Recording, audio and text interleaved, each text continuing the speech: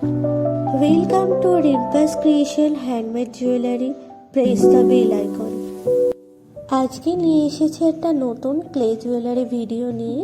এখানে দুটো ক্লে আমি নিয়ে নিয়েছি, একটা হচ্ছে ডিজাইন বেস, একটা হচ্ছে হার্ডনার। তো আজকে আমি সানফ্লাওয়ারের একটা চোকার বানিয়ে দেখাবো কিভাবে চোকারটা বানানো যায়। সবার প্রথমে দুটো ক্লে নিয়ে নিতে হবে। এই দুটো ক্লেকে সম পরিমাণে নিতে হবে। নেওয়ার পর দুটোকে ভালো করে মিক্স করতে হবে। ক্লে দুটোকে ভালো করে মিক্স করে নিয়েছি। নেওয়ার পর এখানে পাউডার দিয়ে দিচ্ছি তলাতে। তারপর ক্লেটাকে একটা বেলুন দিয়ে বেলে নিচ্ছি। পাউডার দিলাম কেন কি যাতে নিচে ক্লেটা লেগে না যায়, সেই জন্য পাউডারটা দিয়ে দিলাম। ওপরেও একটু পাউডার দিয়ে দিচ্ছি যাতে ওপরের দিকটা ভালোভাবে শেপটা আসতে পারে।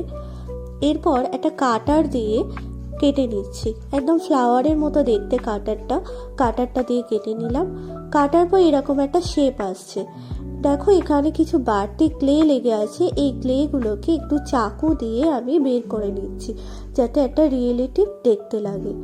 এরপর এখানে ছুঁচ দিয়ে আমি একটা শেপ বানিয়ে নিচ্ছি, একটা ডিজাইন করে নিচ্ছি যাতে একটা সুন্দর দেখতে আসে সেই জন্য।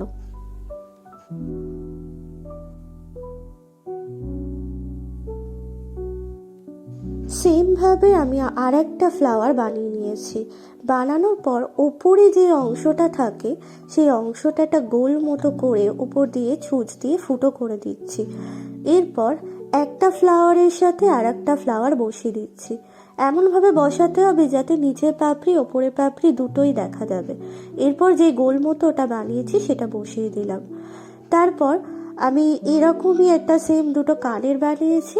বানানোর পর হলুদ রং দিচ্ছি, কালার করে নিচ্ছি। সবেতেই আমি হলুদ কালার করে নিয়েছি। তারপর সাইডে সাইডে একটু অরেঞ্জ কালার করে দিচ্ছি। তারপর মাঝখানে একটা ব্ল্যাক কালার দিয়ে দিচ্ছি।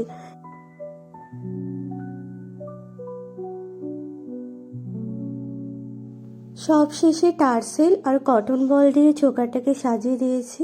আপনারা দেখে বলুন কেমন লাগছে। প্লিজ কমেন্টে জানাবেন আর প্লিজ চ্যানেলটাকে সাবস্ক্রাইব করে দেবেন। Thank you.